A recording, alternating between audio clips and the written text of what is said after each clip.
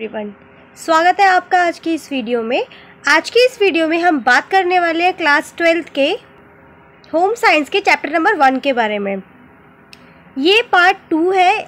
Part 1 हम पहले ही upload कर चुके हैं, तो जिन स्टूडेंट्स ने पार्ट 1 नहीं देखी है वो एक बार पार्ट 1 देखें, देन पार्ट 2, ताकि आपकी जो कनेक्टिविटी है वो बनी रहे। जो हमने इससे पहले कंप्लीट किया था उसमें हमने कार्य और आजीविका से संबंधित कुछ विषयों का अध्ययन किया था। आज के इस वीडियो में हम पढ़ेंगे कार्य के संबंध में जेंडर मुद्दे, क्योंकि ये जो यूनिट है हमारी और ये जो टॉपिक है वो कार्य से संबंधित है, कार्य, आजीविका और जीविका। इसीलिए तो हमने स्टार्टिंग में पढ़ा था कार्य और अर्थपूर्ण कार्य, उसके बाद हमने पढ़ा था जीविका क्या होती है और नौकरी और जीविका में क्या अंतर है। फिर इसके बाद हमने पढ़ा था ट्रेडिशनल ऑक्यूपेशन इन इंडिया, और अब हम पढ़ने वाले हैं कार्य के संबंध में जेंडर मुद्दे। यानी कि हम सभी देखते हैं कार्य के संबंध में जेंडर मुद्दे से क्या तात्पर्य है। पहले तो हम इस चीज़ को समझते हैं। हम पहले जेंडर को जानते हैं कि जेंडर और लिंग होता क्या है, इस जो टॉपिक में पढ़ने वाले हैं। तो फर्स्ट चीज़ जो हम पढ़ेंगे वो है पहला कि जेंडर और लिंग में भिन्नता। हम सभी को लगता है कि कहीं ना कहीं जेंडर और जो लिंग होता है वो एक ही होता है, लेकिन ऐसा नहीं है। जेंडर और लिंग जो है वो दोनों में काफ़ी डिफरेंस है। तो पहले हम बात करते हैं जेंडर की, कि जेंडर किसे कहते हैं। हम सभी ने काफ़ी सारे हम कुछ फॉर्म्स भी फिल करते हैं या कहीं भी, तो वहाँ कई बार जेंडर भी होते हैं और वहाँ लिंग भी होता है, यानी कि इंग्लिश में सिर्फ सेक्स बोलते हैं। तो पहले हम बात करते हैं जेंडर किसे कहते हैं। जेंडर समाज द्वारा दी गई पहचान को कहते हैं। यानी जेंडर का मतलब है जो समाज द्वारा दी गई पहचान है उसे हम जेंडर कहते हैं, ठीक है। इसीलिए यह सामाजिक पहचान पर आधारित होता है। इसीलिए जो जेंडर होता है वो किस पे आधारित होता है, सामाजिक पहचान पे। जैसे नर शब्द लड़के को दर्शाता है और जो मादा शब्द है वो लड़की को दर्शाता है। तो ये क्या होगी, ये सामाजिक पहचान है। और हम सभी जानते हैं कि हमारे समाज में 3 जेंडर मौजूद है, ठीक है। और जो थर्ड जेंडर है उसे हम ट्रांसजेंडर भी कहते हैं या फिर पार जेंडर।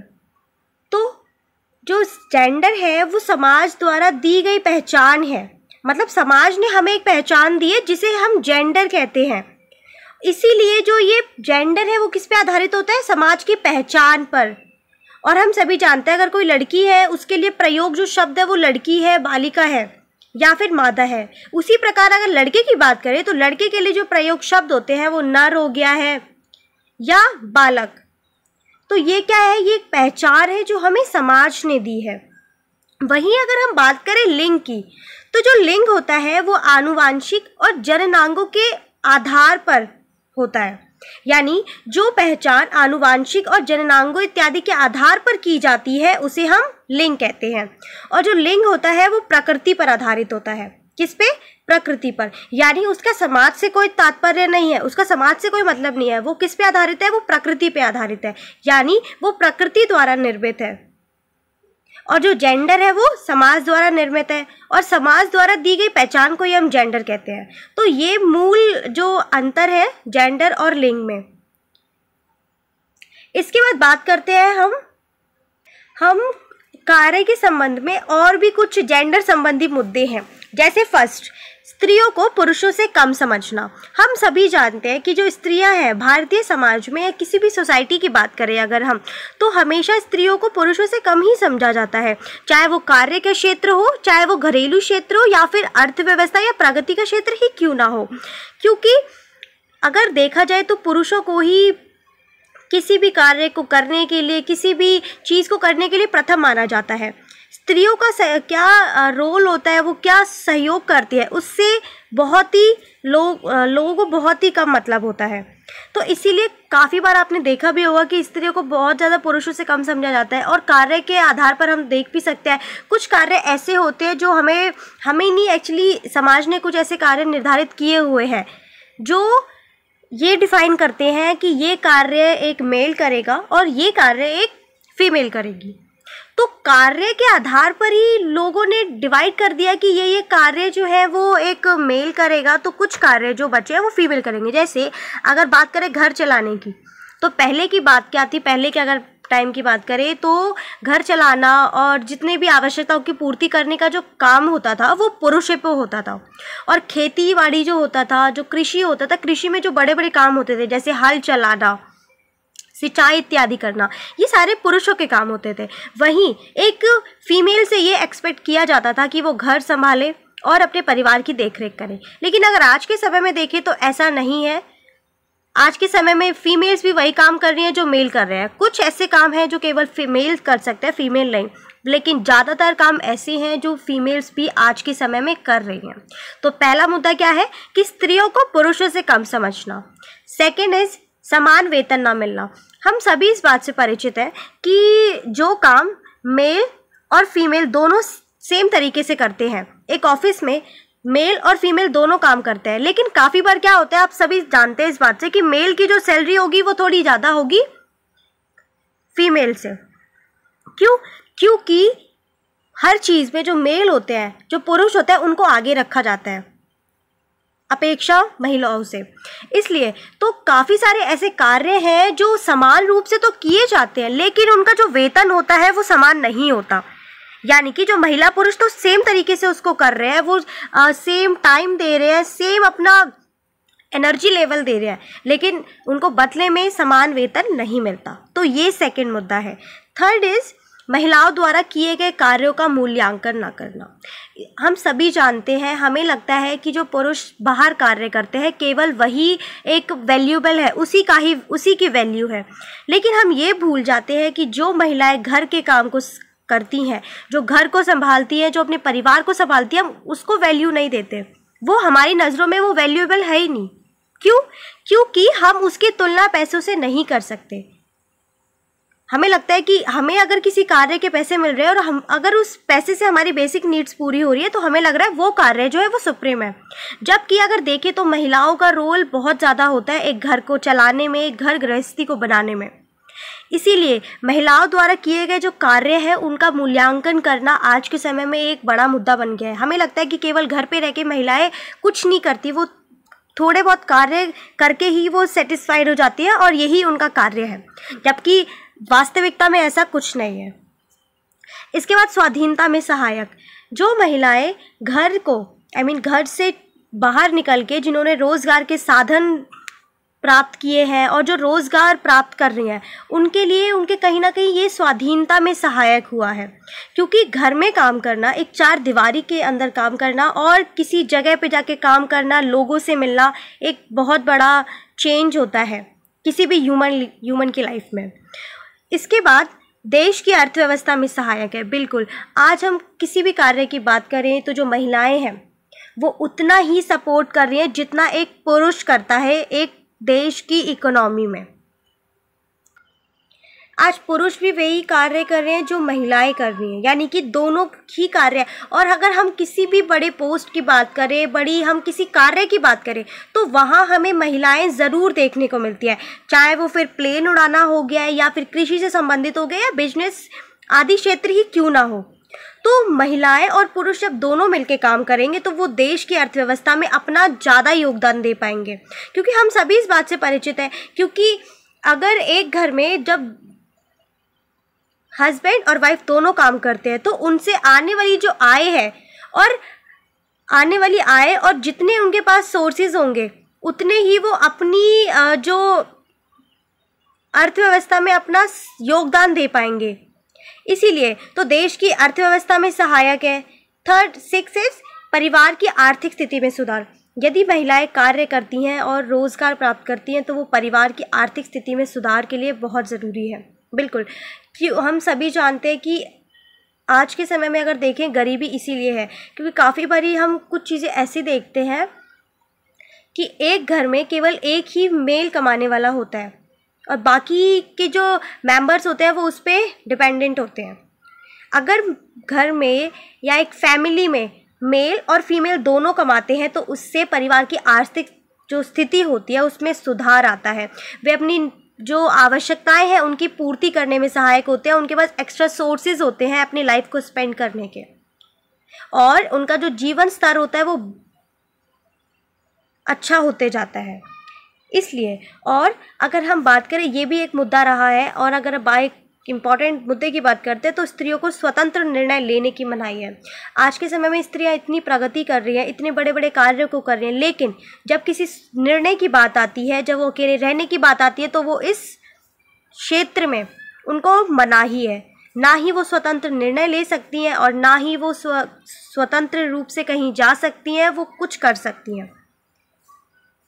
तो ये सारे कुछ इश्यूज़ हैं जो हमारे सोसाइटी में हैं, और ये सारे कार्य के क्षेत्र में है, यानी कि कार्य के संबंध में जेंडर मुद्दे हैं कि स्त्रियों को पुरुषों से कम समझना, ये हम अक्सर देखते हैं। समान वेतन ना मिलना, ये तो एक मुद्दा ऐसा है जो इस पे कितना भी काम किया जाए तो थोड़ा कमी है। हाँ, मानते हैं कि कुछ समय से थोड़ा सा जब इस पे कार्य किया गया है तो इसमें कम हुआ है, यानी कि पहले ज़्यादा ऐसा होता था, तो उसकी कंपेरेटिवली अब कम हुआ है ऐसा, लेकिन पूरी तरीके से बंद नहीं है, क्योंकि कुछ लोग की मेंटेलिटी हम नहीं चेंज कर सकते हैं। उनको लगता है कि अगर मेल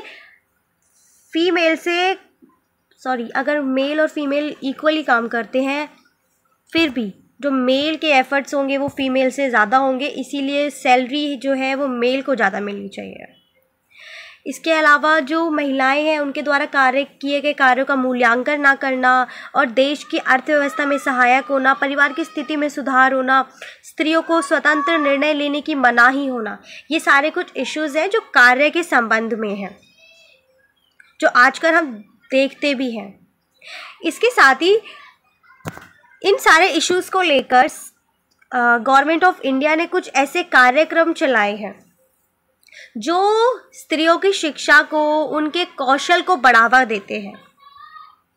बिल्कुल, ताकि जो स्त्रियां हैं वो स्त्रियों की रक्षा के लिए वो उनको शिक्षा दे सकें, वो स्वयं की रक्षा कर सकें, वो आत्मनिर्भर बन सकें।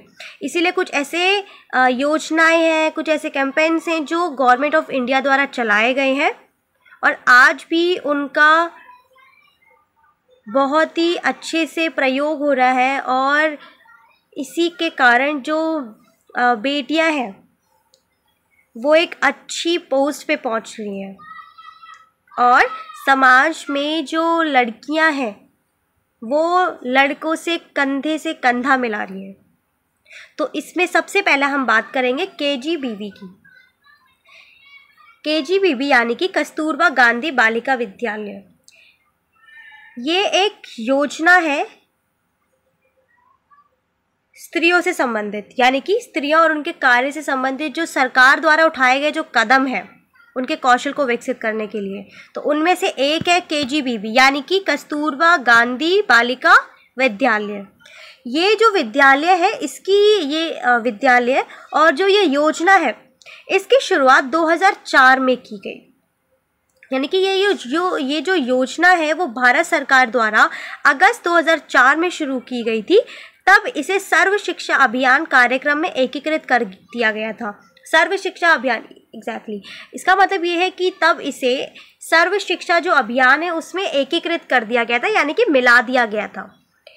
ठीक है, ताकि अनुसूचित जाति और अनुसूचित जनजाति की जो लड़कियां हैं उनको शैक्षिक सुविधाएं प्रदान की जा सके। बिल्कुल, ये जो केजीबीवी जो है वो कस्तूरबा गांधी विद्यालय विकास जो योजना है वो 2004 में प्रारंभ की गई, और इसको एक सर्व शिक्षा अभियान के अंतर्गत चलाया गया कि सर्व शिक्षा अभियान कि सभी को शिक्षा प्राप्त करने का अधिकार है।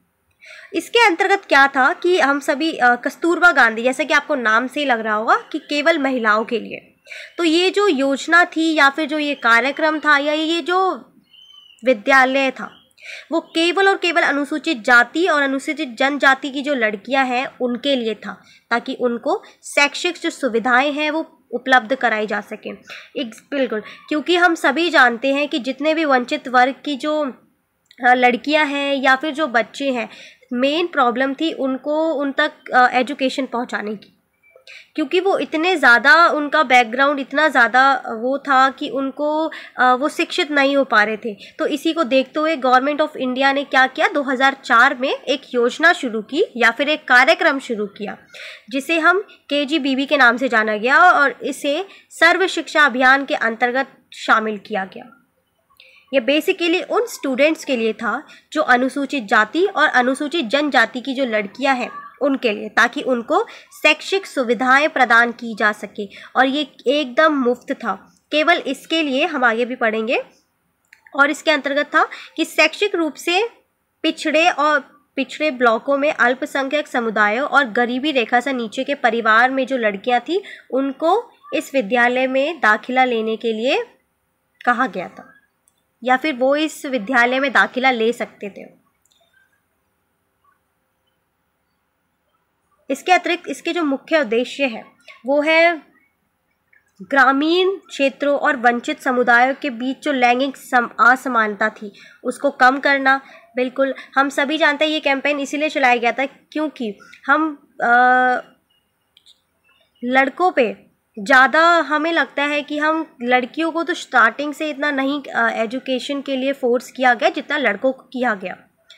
तो जो लैंगिक एक भेद पैदा हुआ, जो लैंगिक असमानता पैदा हुई, उसको कम करने के लिए गवर्नमेंट ऑफ इंडिया ने एक कार्यक्रम चलाया जिसे हम KGBB के नाम से जानते हैं।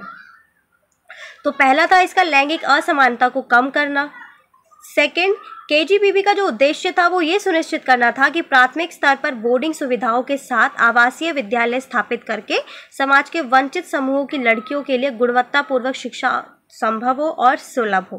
बिल्कुल, प्राथमिक स्तर तक, यानी कि जो KGBB जो विद्यालय थे, जो कस्तूरबा गांधी विद्यालय थे, उनमें प्राथमिक स्तर पर बोर्डिंग शिक्षाएं उपलब्ध कराई गई थी, उनकी व्यवस्था कराई गई थी कि जो लड़कियां उसमें रहेंगी वो उसी विद्यालय में रहकर अपनी जो शिक्षा है उसको पूर्ण कर सकेंगी। पहले तो ये प्राथमिक स्तर था, फिर इसको आगे जाके 12th तक कर दिया गया कि 12वीं तक जो लड़कियां हैं वो इस यहाँ पे रह के अपनी शिक्षा पूरी कर सकती हैं। और ऐसा मतलब मेन इनका जो मोटिव था वो ये था कि प्राथमिक स्तर की जो बोर्डिंग सुविधाएं हैं, सुविधाओं के साथ साथ आवासीय विद्यालय स्थापित करना, ताकि समाज के जो वंचित समूह हैं और उनसे आने वाली जो लड़कियां हैं उनके लिए एक गुणवत्तापूर्वक शिक्षा संभव हो और सुलभ हो। क्योंकि यार इतने टाइम से जो वंचित वर्ग, जिनको शिक्षा जो हमारी बेसिक नीड होती है वो नहीं प्राप्त हो पा रही थी, तो इसके लिए उन लोगों के विकास के लिए, उनको शिक्षित करने के लिए गवर्नमेंट ऑफ इंडिया ने ये कैंपेन चलाया, जो कि बेहद सक्सेसफुल भी रहा और आगे जाके इसको और भी ज़्यादा एप्रिसिएशन मिला।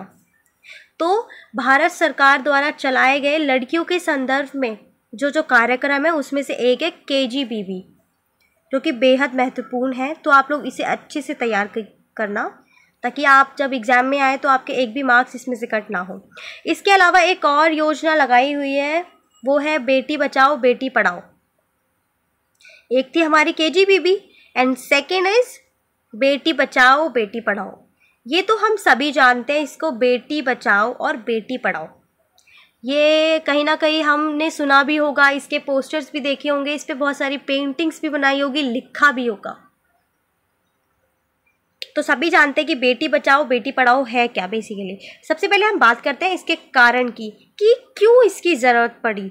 मतलब बेटी बचाओ और बेटी पढ़ाओ, इसका ये क्यों रखा गया और क्या कारण से रखा गया, इसके पीछे क्या कारण है, सबसे पहले हम बात करेंगे उसके बारे में।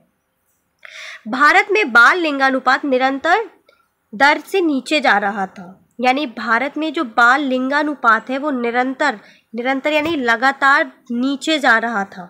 2011 की जनगणना में भारत में बाल लिंगानुपात जो था वो 0 से 6 वर्ष की आयु की लड़कियों में 919 महिलाओं का था। ठीक है, इसी को देखते हुए भारत के प्रधानमंत्री श्री नरेंद्र मोदी ने लिंग भेद को समाप्त करने के लिए और बेटियों को शिक्षित करने के लिए ये मुहिम चलाई, बेटी बचाओ बेटी पढ़ाओ। तो क्या रीज़न था इसका, कि जो लिंगानुपात था वो निरंतर दर से नीचे जा रहा था, जिसको कम करने के लिए भारत के जो प्रधानमंत्री श्री नरेंद्र मोदी हैं उन्होंने एक मुहिम चलाई जिसे हम बेटी बचाओ बेटी पढ़ाओ के नाम से जानते हैं। ये एक योजना थी जो बहुत ज़्यादा यूज़फुल रही थी और इसको बहुत ही ज़्यादा लोगों ने इसको एप्रिसिएशन भी दिया और बहुत एप्रिशिएट भी किया। तो इसका जो प्रारंभ है वो होता है 2000 2015 में 22 जनवरी 2015 में इस योजना की शुरुआत होती है। किसके द्वारा? श्री नरेंद्र मोदी के द्वारा, जो कि हमारे प्रधानमंत्री हैं। इसका उद्देश्य था बाल लिंगानुपात छवि को में गिरावट के मुद्दे से संबंधित कम करना। तो इसका उद्देश्य मैंने आपको पहले बताया कि कारण क्या था। काफ़ी कारण ही एक्चुअली देखा जाए तो उद्देश्य होता है। कारण का मतलब होता है किस कारण से शुरू किया गया, और उद्देश्य का मतलब कि जो कारण देखा गया उसी को उद्देश्य, उसी की पूर्ति करना। तो क्या कारण था? इसको 2015 में शुरू किया गया। 22 जनवरी 2015 में भारत के प्रधानमंत्री श्री नरेंद्र मोदी द्वारा इसकी शुरुआत की गई। इसका उद्देश्य था बाल लिंगानुपात छवि में गिरावट के मुद्दे को संबोधित करना, यानी कि भारत में जो बाल लिंगानुपात जो छवि है उसको कम करना, क्योंकि हम देख रहे थे उसको वो इतनी ज़्यादा वो नीचे गिरती जा रही थी। यानी कि जो शिशु दर है, जो बेटी है उनकी बेटियों की, क्योंकि पहले क्या होता था बेटियों को गर्भ में ही उनको उनका चेकअप करा के उनको मार दिया जाता था। तो जो लिंगानुपात था वो बहुत ही ज़्यादा नीचे दर से गिर रहा था। तो लिंगानुपात को रोकने के लिए, या मतलब लिंग अनुपात को रोकने के लिए ये मुहिम शुरू की गई। ठीक है, इसका जो वो था उद्देश्य था वो स्त्रियों को सशक्त करना और उन्हें समाज की मुख्य धारा में शामिल करना था। तो इसका मुख्य उद्देश्य था कि स्त्रियों को सशक्त करना और उन्हें समाज की मुख्य धारा में शामिल करने का एक ये सराहनीय कदम उठाया गया। सरकार के इन प्रयासों की सार्थकता तभी संभव है जब समाज अपनी मानसिकता में बदलाव लाकर कन्या भ्रूण हत्या के खिलाफ एकजुट हो। बिल्कुल, मैंने आपको बताया था ये जो लिंगानुपात था, पहले क्या होता था कि गर्भ में ही लड़का या लड़की का चेकअप करा के अगर लड़की होती थी तो उसको तभी उसकी हत्या कर दी जाती थी, जिसके कारण जो लिंगानुपात था वो बहुत ही मतलब निरंतर दर से नीचे आ रहा था।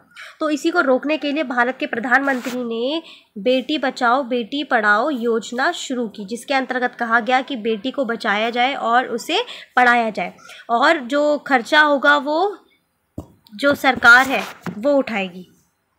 तो बेटी को बचाओ और उसे पढ़ाओ ताकि वो आगे जाके अपने पैरों पे खड़े होकर आपका नाम रोशन कर सके। और स्त्रियों को सशक्त करना, ये सशक्त करना और समाज की मुख्य धारा में शामिल करने का एक सराहनीय प्रयास था। तो ये दो टॉपिक्स आपके एग्जाम्स में लगे हुए हैं, एक था KGBB और सेकेंड इज़ बेटी बचाओ बेटी पढ़ाओ। तो इन दोनों जो ये योजनाएं हैं और ये जो कार्यक्रम है इसको आपको अच्छे से तैयार करना है, ताकि जब आप एग्ज़ाम्स में ये आप एक्चुअली ये ऐसा नहीं है कि आप इसको अभी याद करेंगे तो आपको केवल इस एग्ज़ाम के लिए ही आपको यूज़फुल रहेगा।